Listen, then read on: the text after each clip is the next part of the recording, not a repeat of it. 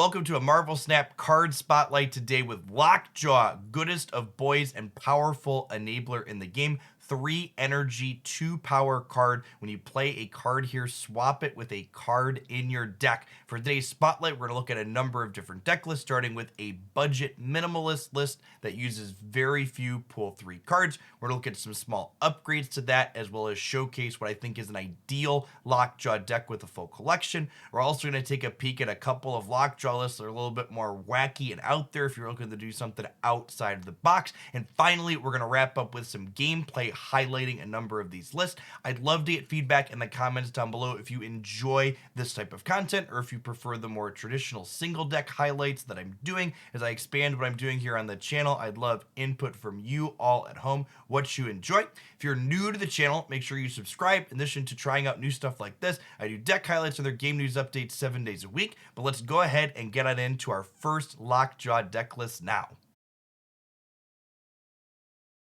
Our first budget Lockjaw deck list here utilizes just one other pool 3 card, and that is Wasp, a 0 energy, 1 power card that doesn't have any other abilities. This card's pretty key in the Lockjaw archetype because it allows you to play something for 0 resources out to the Lockjaw path and get something more powerful out of your deck in exchange. If you don't have exactly Wasp, Yellow Jacket makes an excellent fit in this slot as well. The rest of the deck here is pool 1 and pool 2 cards. Sunspot is excellent in this archetype, not only as a cheap card that can swap out with Lockjaw, but if you don't have Lockjaw or your other cheap cards in your opening hand, Sunspot kind of fills our curve by turning that energy into resources. Sentinel is a nice early drop that we can play on curve on turn 2, but then it puts another copy of itself back in our hand, so if we play Lockjaw on turn 3, we're going to guarantee to have another cheap body to again swap with things inside of our deck. The rest of this deck is just beefy things that we don't mind putting into play ahead of curve. If you swap a Wasp out for any of our bottom row of 5 or 6 energy plays here, you're going to be super excited. Jubilee, another excellent card that gives us some redundancy when we don't have Lockjaw that can flip into our top end. White Tiger, a more expensive card that we like playing out at Lockjaw's path to get a Tiger and then get more value off of it. Vision is a card that always raises a few eyebrows in this archetype, but I really like it alongside Lockjaw because if you flip this out at the Lockjaw path, you can then move it off the following turn to play more things to flip out of your deck in Lockjaw's location. As we start looking for some other pool 3 upgrades to the Lockjaw archetype, I think Mysterio is the biggest power level increase because Mysterio's clones count as playing out a card at each location where they're deployed. You could actually play them into the Lockjaw path and swap them for a real powerful card out of your deck. This essentially gives us a 2 energy, 5 power play plus a random card at Lockjaw's location. The other big pool 3 upgrade for this archetype is a little bit more generic. You note that I have Magneto here in this deck list where the budget list before previously had Gamora. I think there's a wide range of 6 drops that are quality upgrades to Gamora. Magneto, Giganto, Doctor Doom all fill similarly powerful roles while being an excellent thing to flip out of your deck and offering a good bit more utility and stats than Gamora does on average.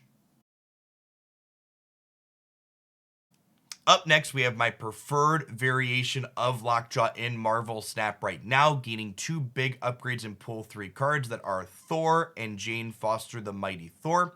Thor is not only a card that helps fill our curve early when we don't have our other cheap plays, but the 0 energy Mjolnir that gets shuffled into our deck is another excellent tool for playing fetch with Lockjaw. You play it out at Lockjaw's path, it makes Thor bigger, it goes back into our deck, it grabs something powerful, and then it can be redrawn to trigger Thor for a second time. Jane Foster the Mighty Thor not only draws Mjolnir out of our deck, but also draws Wasp, giving us 1 or 2 free cards to deploy that Lockjaw path to again pull absolutely massive units out of our deck for minimal extra commitment. Up next, we have an on-reveal variation of Lockjaw looking to leverage cards like White Tiger and Doctor Doom to play to all 3 paths pretty equally, spreading out its power as opposed to committing to one really hard like the previous iteration that we had shown. This build also really pops off with Thor on occasion since both Wong and Odin are able to trigger Mjolnir multiple times when it's played out. Finally, if you're someone that enjoys thinking outside the box and you're looking to slot our goodest boy into something that's a little strange, this variation of Lockjaw definitely tickles that fancy. Swarm being discarded by Colleen Wing or one of our other discarded cards becomes free to play out to Lockjaw to then get more things that discard things from our hand to eventually make Apocalypse absolutely huge and discarded to Dracula at the end of the game for a pile of stats. While Hela is present in this deck as well, this definitely isn't a dedicated Reanimator archetype like a lot of Hela decks are. Hela simply serves as a means to get back our discard enablers that we might have discarded to discard even more cards to make our Apocalypse and our Morbiuses even larger. If you enjoyed these breakdowns, be sure to tap that like button, leave a comment down below letting me know what your favorite one was. Stay tuned though, I've got some gameplay coming up with each of the variations. Keep an eye at the deck list on the screen to know which one that we're playing in each of these highlights. Thanks for watching, enjoy some Lockjaw gameplay. I play Sunspot? No, I think I'm sitting on Sunspot. We're gonna go Lockjaw on 3, into Mysterio, Sunspot, Wasp, just like get a bunch of stuff with Lockjaw on 4. Yes, that would be a good example. Winning 8 cubes off of a bot will give you a lot of rank, but it won't give you a lot of MMR under a reasonable system.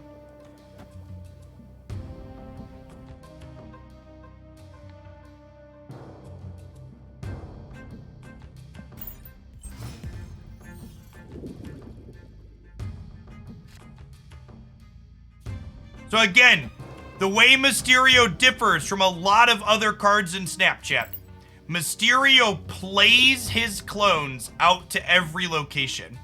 What this means with Lockjaw is it's gonna tuck that back into the deck. Another thing to note here, every card I play to Lockjaw has a chance to flip out on subsequent ones. So the Mysterio clone is the worst card I can get back out, so I want to position that third. Sunspot is the best card I can get back out of my deck, so I'm positioning it first. Wasp is the medium, so we put it second, etc. I should probably snap them here when I'm talking, so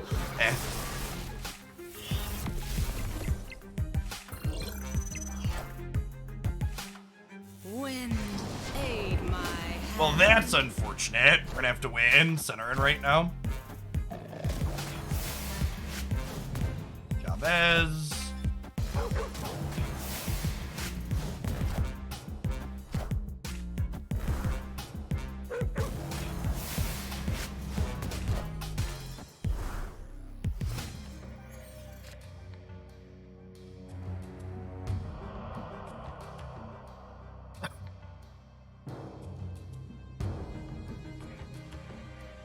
Well, I guess I actually don't have to give this up, right?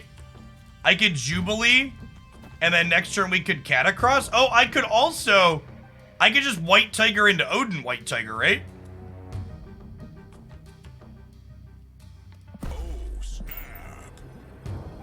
Yeah, let's do that. Let's do that.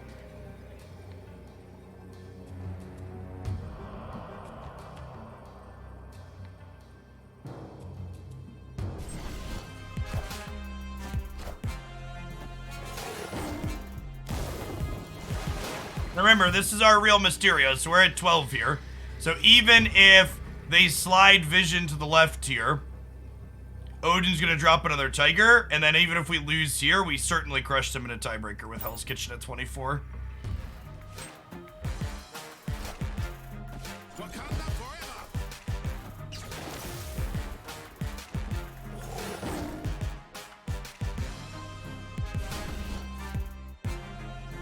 So again, first and only tiebreaker in Marvel Snap is total power. Tied here, we're up 24, they're up 2, we win handily. Fat breaker.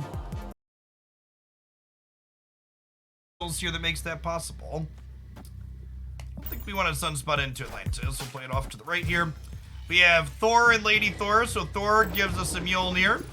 And then Lady Thor draws up Mjolnir and all our other zeros, which is lovely.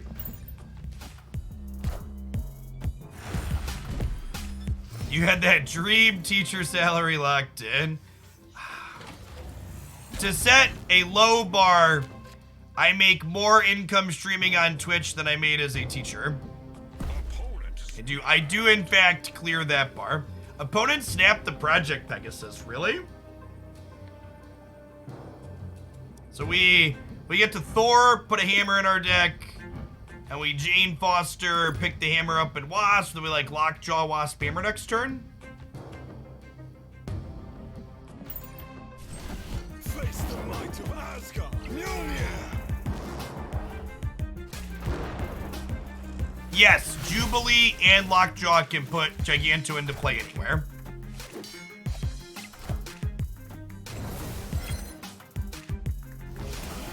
Alright, they have a cheap Sarah, but hopefully we just go over the top of that, right?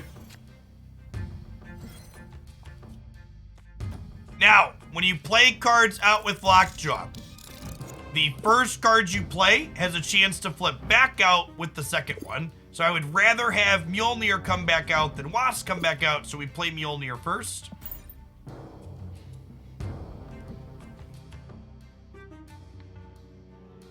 High school and then college, Suplee.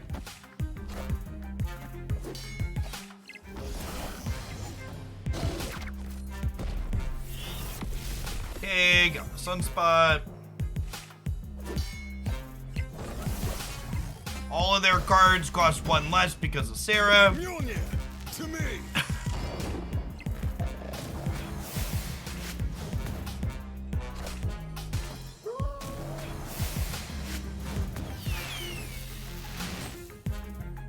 Vision is a card I always get asked about in this deck. This here shows exactly why I like Vision. Vision comes in off of Lockjaw or a Jubilee, and I get to go ahead and move him to somewhere else on the board, so I can then go ahead and play another card out into here. Again, the big thing Mysterio does that's different than a lot of other cards in this game is it's not like Squirrel Girl. You're not adding cards to the lanes in this game. Mysterio plays copies of himself out at all these locations, so the Mysterio clone that goes here gets tucked back into my deck with Lockjaw. What's that animation when moving Vision? It's sick, isn't it? It's really gas. I don't know what it is exactly, but it's gas. Correct, Squirrel Girl does not trigger Lockjaw with her squirrels. If you played Squirrel Girl herself at Lockjaw, she would, but her tokens do not.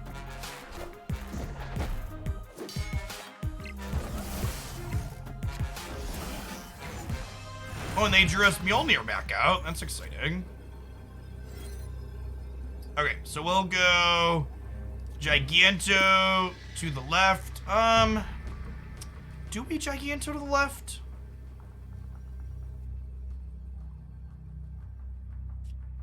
What do we think of this, actually? Because this way, if they Shang-Chi me here, I beat Shang-Chi, right? Because Shang-Chi will get rid of their Atlantis bonus, meaning they have 8, and then I'll have Vision plus Wasp, which is 9. And then this hedges this way. And then if they don't Shang-Chi here, Mjolnir pops off here. And then this side is super huge as well. We've got 5, 13, 25 over here. Yeah, I think we do this.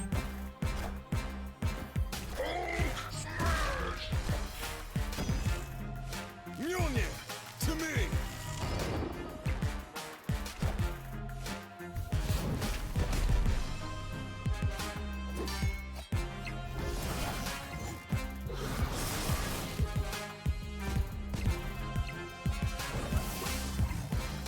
Good stuff. Good stuff. This deck's really good at putting a lot of beef into play. Victory.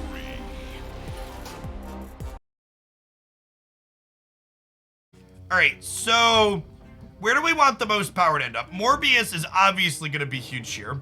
So I got to decide, do I want to Lockjaw center or do I want to Lockjaw right? We're definitely playing Colleen Wing this turn to get 2 free swarms to pair with the Lockjaw next turn.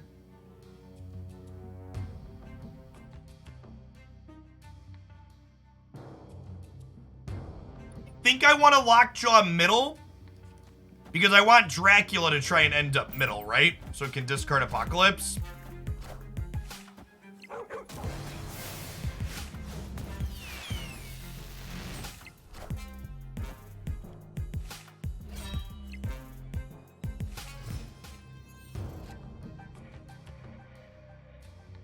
Yeah, well, so comparing Apocalypse to Destroyer is weird, right? Because Apocalypse actually needs to be discarded to get bigger, whereas like Destroyer doesn't have to actually blow anything up to get bigger. And in fact, it's better when you don't blow stuff up.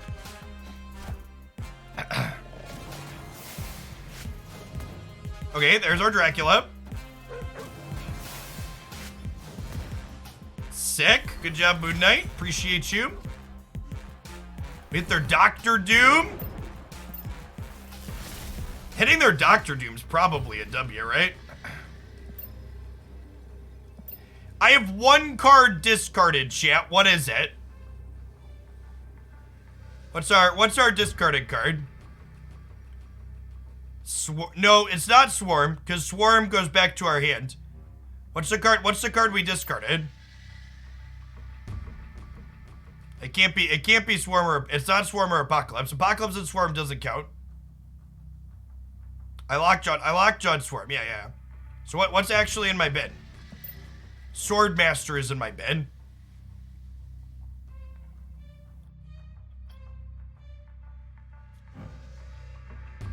Oh, Swarm doesn't go back to our hand. Oh, that's true actually. Okay, so it is Swarm. Okay, so I think we want to do this then, right? And we play to win here and here. And ideally, Hellcow bins Hela and Lady Sif, and then Dracula bins the Apocalypse. And our Morbius gets huge here as well.